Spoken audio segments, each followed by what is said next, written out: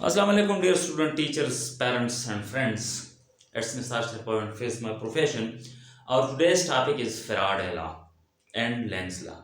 तो पहले हम फैराडे लॉ को पढ़ेंगे, लेकिन फैराडे लॉ के बारे में एक बात नोट कीजिएगा कि ये किस बात पे बेस है। इसकी बुनियाद है transformation of mechanical energy into electrical energy. Mechanical energy को इलेक्ट्रिकल एनर्जी में कन्वर्ट किया जाता है इस लॉ के मुताबिक। और याद रखिएगा कि इलेक्ट्रोमैग्नेटिक इंडक्शन के रिजल्ट में जो हमें इंड्यूस्ड ईएमएफ मिलती है, तो फैराडे ने उसी इंड्यूस्ड ईएमएफ को एक क्वांटिटेटिव शक्ल दे दिया। समझ आ रही? क्वांटिटेटिवली उन्होंने डिस्क्राइब किया इसको, क्योंकि उसका मतलब था कि जो इंड्यूस्ड ईएमएफ होती है ये किस पर डिपेंड करती है, कितना होता है, राइट। तो देखिए जी, फैराडे लॉ का था, तो पहले हम स्टेटमेंट लिखेंगे। स्टेटमेंट इसका ये है, स्टेटमेंट ये है कि the induced EMF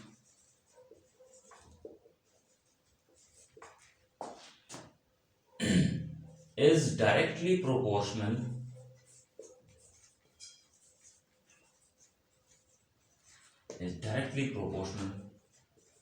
to the rate at which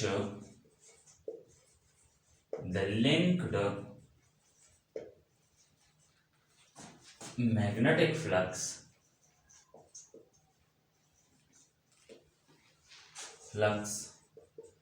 is going to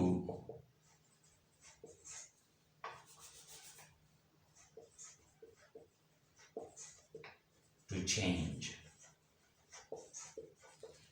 ये स्टेटमेंट है। स्टेटमेंट क्या कह रहा है कि इंड्यूस्ड ईएमएफ जो है वो डायरेक्टली प्रोपोर्शनल है। किस बात की डायरेक्ट प्रोपोर्शनल है? वो इस बात की कि किस रेट के साथ जो लिंक्ड मैग्नेटिक फ्लक्स है वो चेंज हो रही है। समझ आ रही? सपोज हमारे पास एक मैग्नेट है जिसका नॉर्थ जो है इस डायरेक्शन में है, और यहाँ पे हमारे पास एक क्लोज्ड लूप है। क्लियर बात? ये क्लोज लूप इधर पड़ा हुआ है, तो कुछ मैग्नेटिक फील्ड लाइन जो है इसके साथ इसी पोजीशन पे लिंक्ड है, और इसको हम इस तरह डायग्रामेटिकली लाइंस के जरिए इस तरह अब देखिए,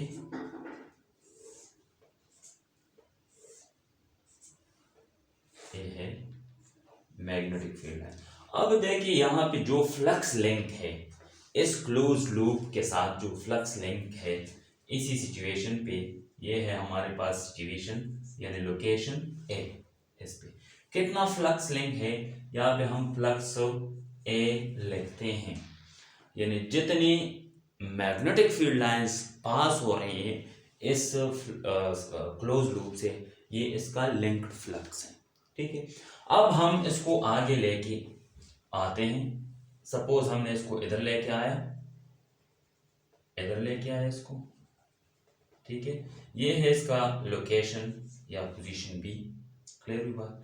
अब देखो यहाँ पे 1 2 3 3 मैग्नेटिक फील्ड लाइंस पास हो रही थी। अब देखो 1 2 3 4 5 6 7 8 मैग्नेटिक फील्ड लाइंस पास हो रही। मतलब है यहाँ पे जो फ्लक्स लिंक था पोजीशन ए पे, अब यहाँ पे जो फ्लक्स लिंक हुई, ये फ्लक्स लिंक फ्लक्स उससे ज्यादा है। मतलब इसका ये है कि जो ही हमने इस लूप को आगे बढ़ा दिया मैग्नेटिक नॉर्थ पोल की तरफ, तो यहाँ पे लिंक्ड फ्लक्स में चेंज आ गया। तो यहाँ पे जो फ्लक्स है ये पाई बी से हम रिप्रेजेंट करते हैं।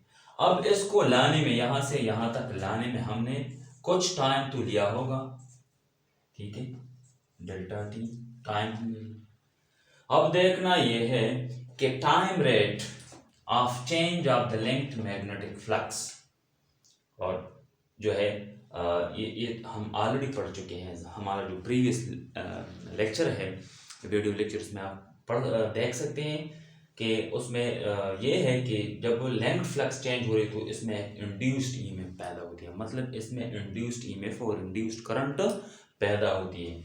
तो ये जब हम इसको इस तरफ लेके आते हैं, क्लियर, तो मैग्नेटिक जो सारी जो इंड्यूस्ड ईएमएफ है इसी डायरेक्शन में होगी, इसी डायरेक्शन में, इस तरह, इस डायरेक्शन में होगी। ये इंड्यूस्ड ईएमएफ है, ठीक है। तो फैराडे ने इस इंड्यूस्ड ईएमएफ को इस तरह बयान किया कि उन्होंने ऐसा बयान किया कि ये जो इंड्यूस्ड ईएमएफ है it is directly proportional to the rate at which the linked magnetic flux is changing. किस रेट के साथ ये मैग्नेटिक फ्लक्स चेंज हो रही है, यहाँ से यहाँ तक कितना चेंज आ गया। यहाँ पे 3 फील्ड लाइंस है, यहाँ पे 8 है, 5 चेंज आ गया। तो इसका मतलब है कि phi B minus phi A divide by delta t, ये है हमारे पास change in magnetic flux, right. को हम इस तरह भी लिख सकते हैं, induced EMF is proportional to delta pi B divided by delta t. यहाँ बी जो है ये लोकेशन के लिए, यहाँ पे बी मैग्नेटिक फील्ड के लिए, ठीक है। यहाँ पे एक कांस्टेंट आता है कैपिटल एन।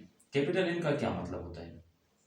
कैपिटल एन का यहाँ मतलब है नंबर ऑफ टर्न्स। किस चीज में नंबर ऑफ टर्न्स?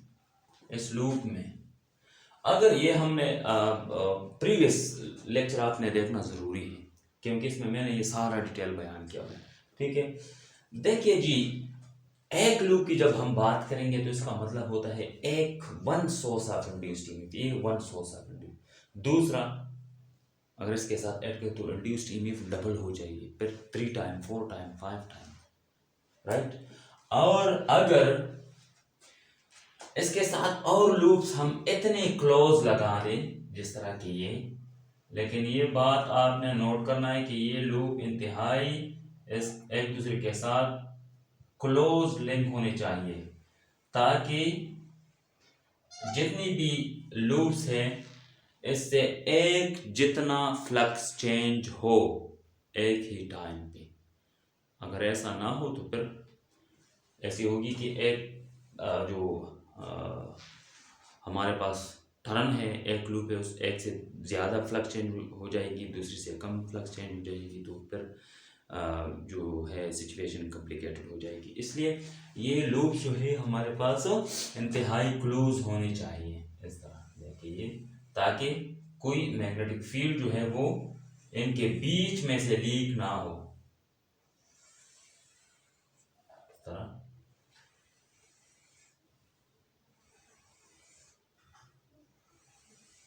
इस तरह। ठीक है जी। तो ये n हमें क्या दिखाता है? ये शो करता है नंबर ऑफ टर्न्स। अगर एक टर्न हो तो वहां पे यहाँ पे एक लगाइए, अगर 2 हो तो 2, अगर n हो तो n लगाइए। अब इन एक ही लूप का लेंथ कितना है? The length of one loop.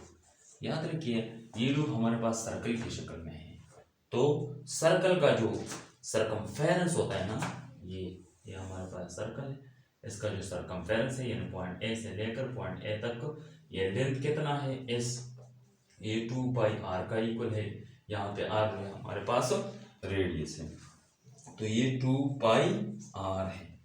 अगर ये एक लूप का अगर n नंबर ऑफ टर्न्स हो, n number of turns, the length of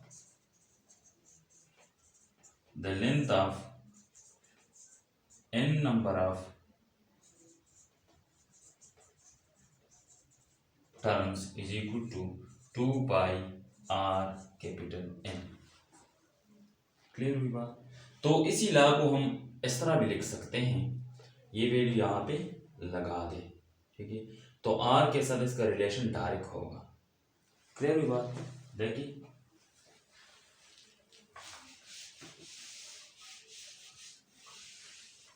अच्छा, तो देखिए हम इसको इस तरह भी लिख सकते हैं, induced EMF is equal to 2 pi R in delta pi B divide by delta T.